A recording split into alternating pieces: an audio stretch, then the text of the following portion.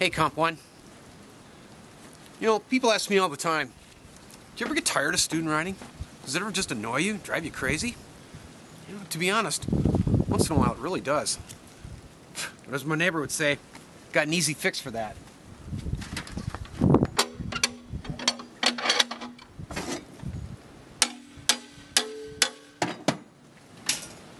Just throw it in your wood boiler,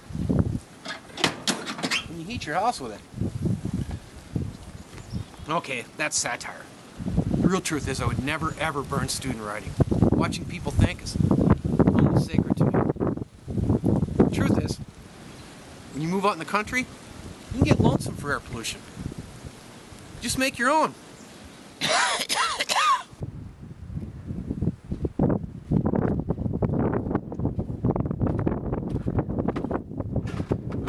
Come on in here, Comp One, for what I really want to talk to you about today.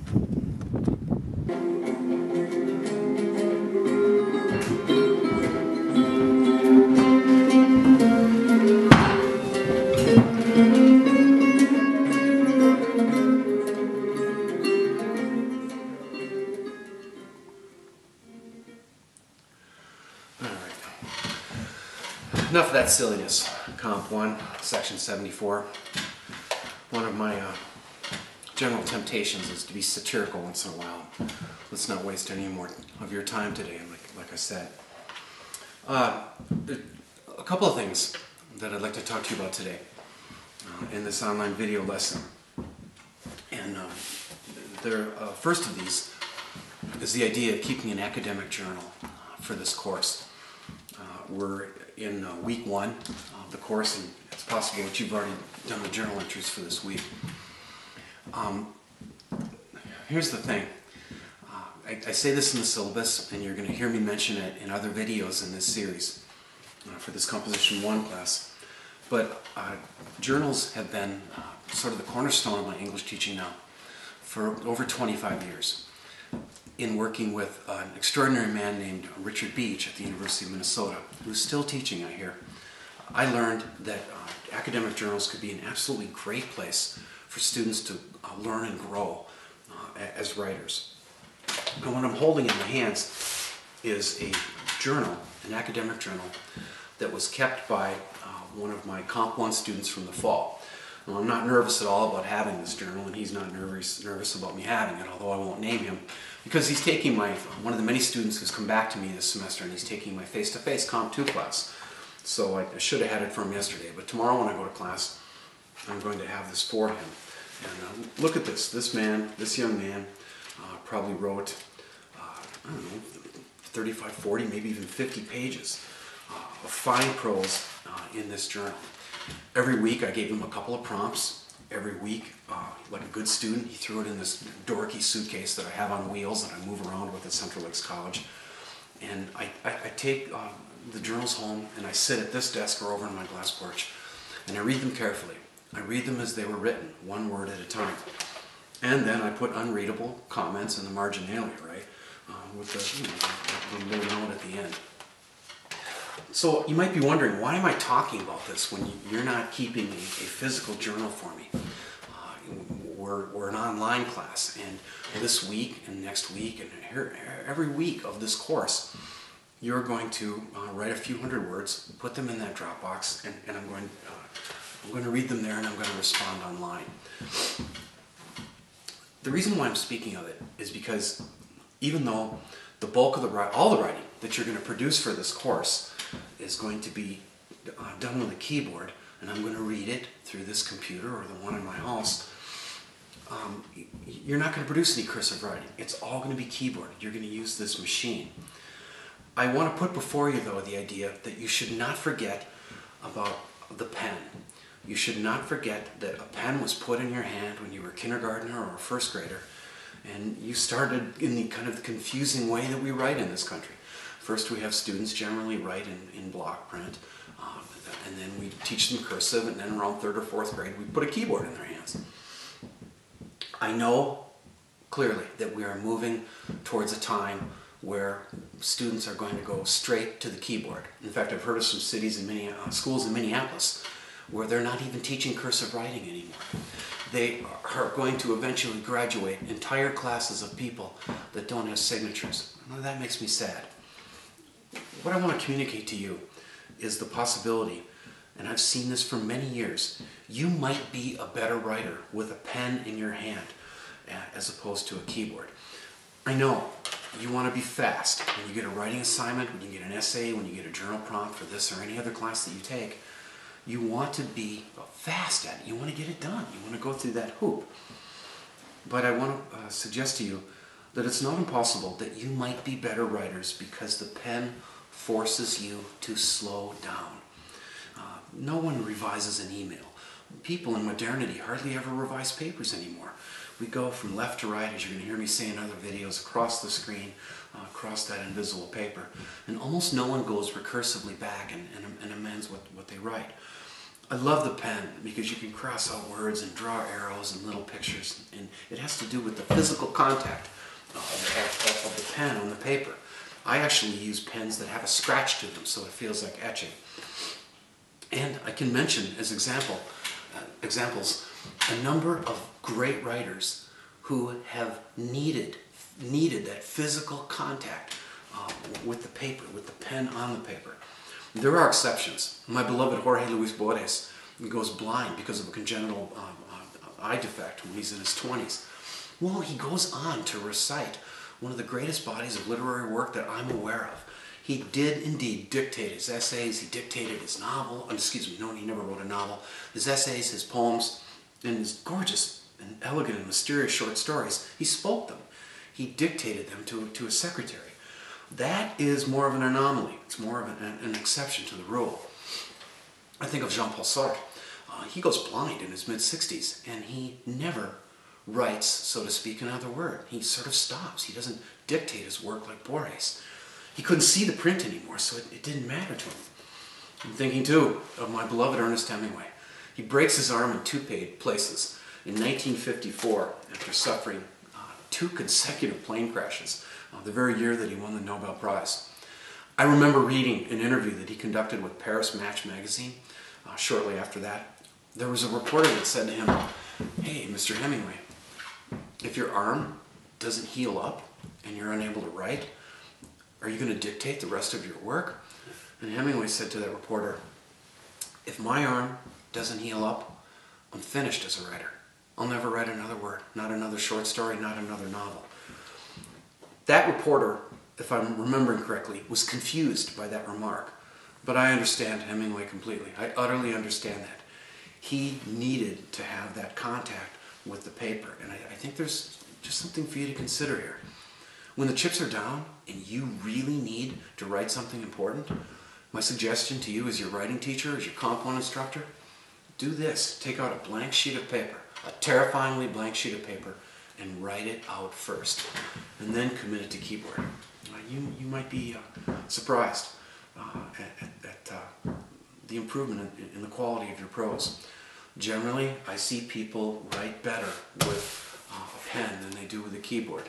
I don't have any empirical evidence to back it up. It's just a hunch. It's just intuition, me speaking from experience.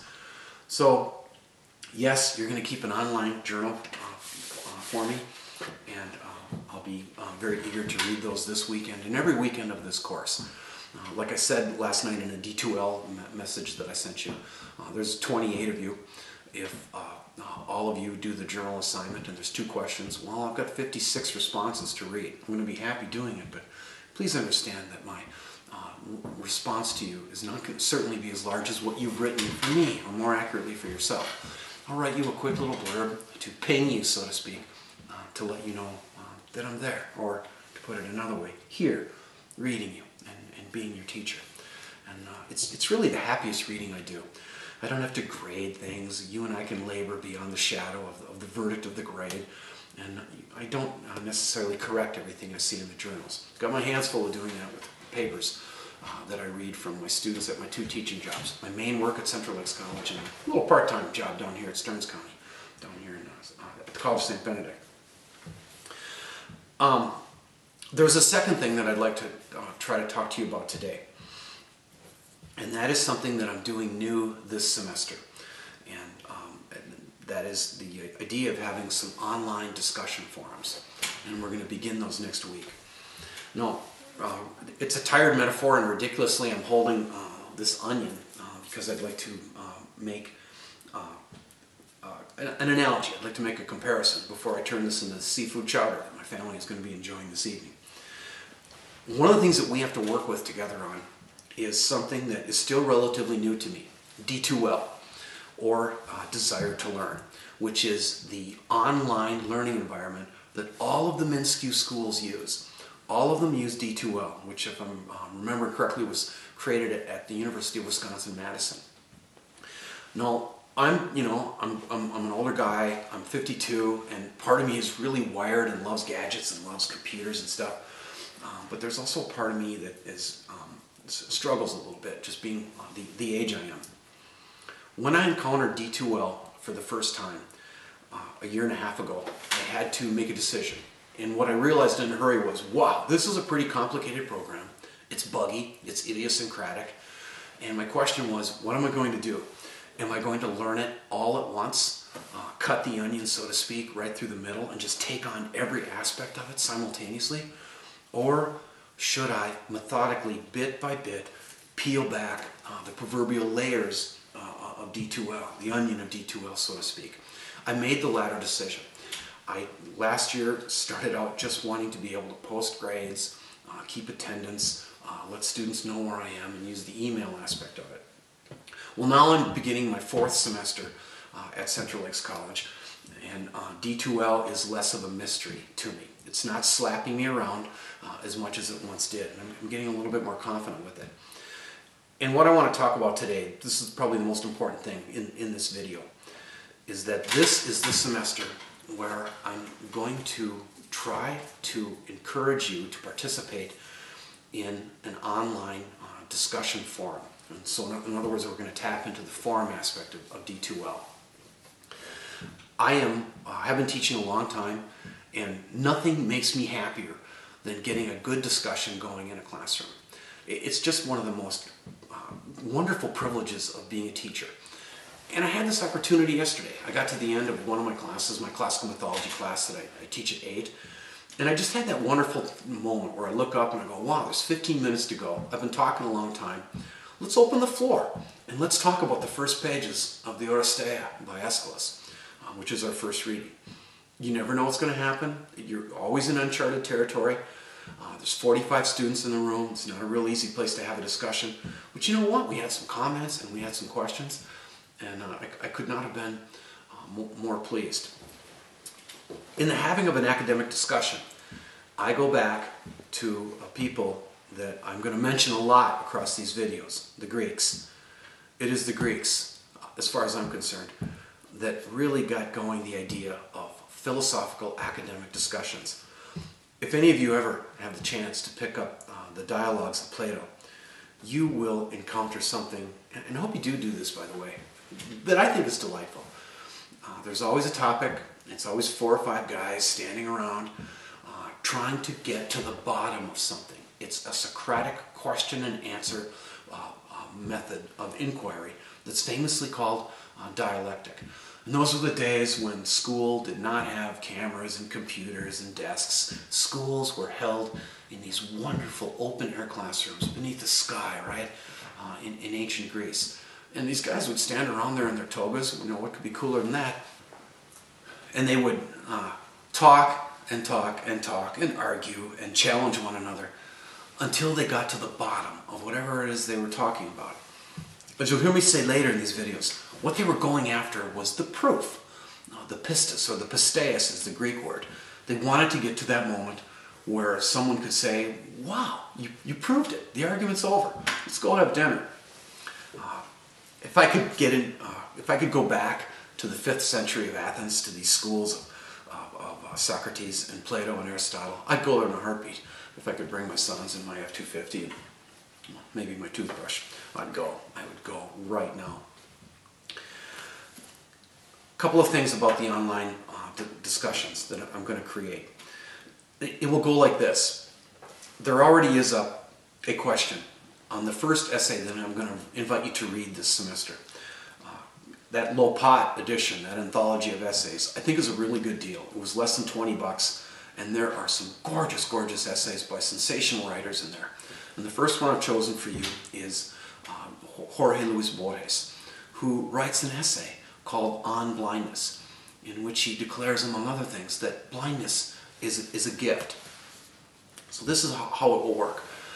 I'm simply going to open up a forum, and I'm going to post a question. I would be so grateful if you would do this.